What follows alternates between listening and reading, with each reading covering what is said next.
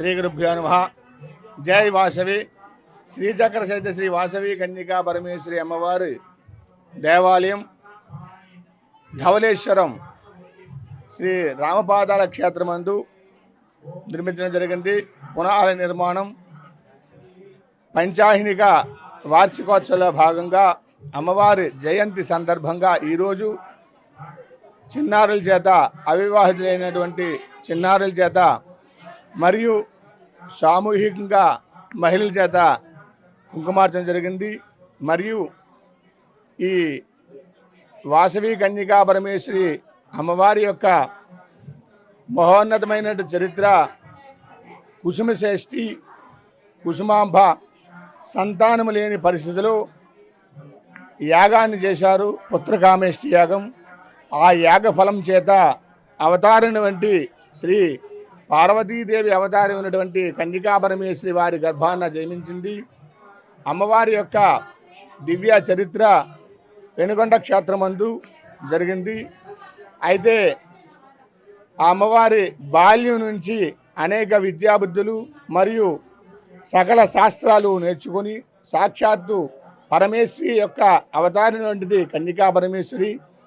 అయితే రాజమహేంద్ర యొక్క రాజరాజ నరేంద్ర యొక్క కుమారుడైనటువంటి మోహించి ఆ అమ్మవారిని వివాహం చేసుకోవాలని ఆశపడతాడు.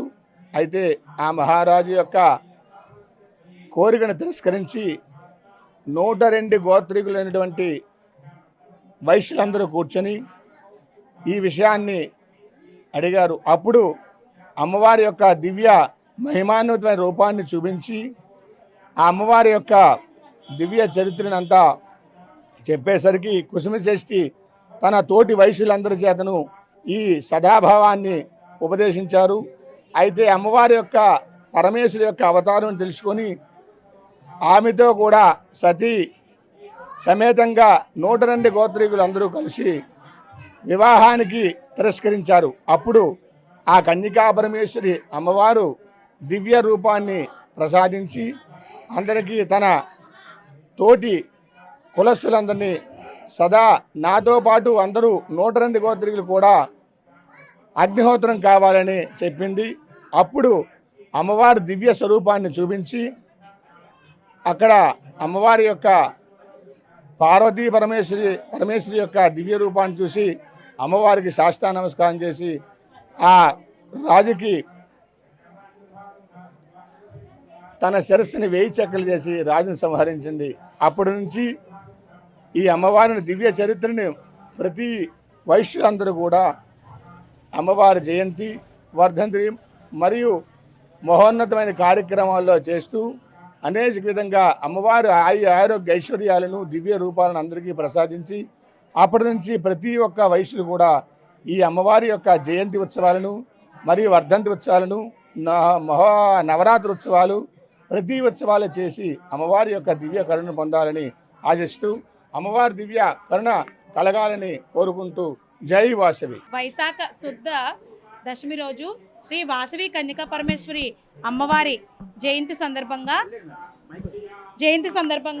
14వ తారీఖు నుంచి మేము జయంతి మహోత్సవాలు అయితే జరుపుకుంటున్నాము. అందులో భాగంగా ఈరోజు కన్యలచే వాసవి మాత యొక్క కుంకుమ పూజ జరుగుతుంది ఇక్కడ. అలాగే అమ్మవారిని ధనలక్ష్మీదేవి అలంకారంతో అలంకరించాం.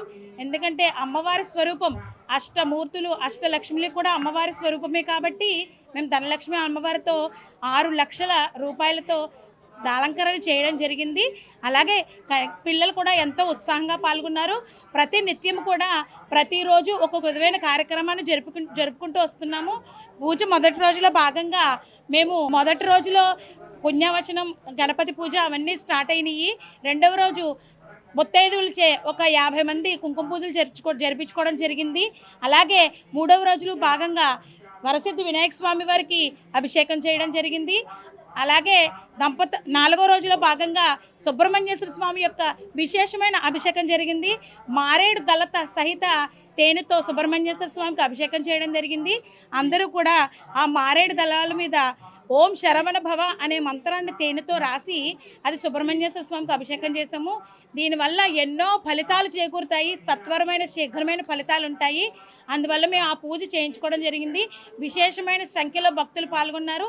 ఈరోజు అమ్మవారి జయంతి వైశాఖ శుద్ధ దశమి పురస్కరించుకుని ఈరోజు బాలలచే మరియు ఉదయం దంపతులచే అమ్మవారి కుంకుమ పూజలు జరిగినాయి.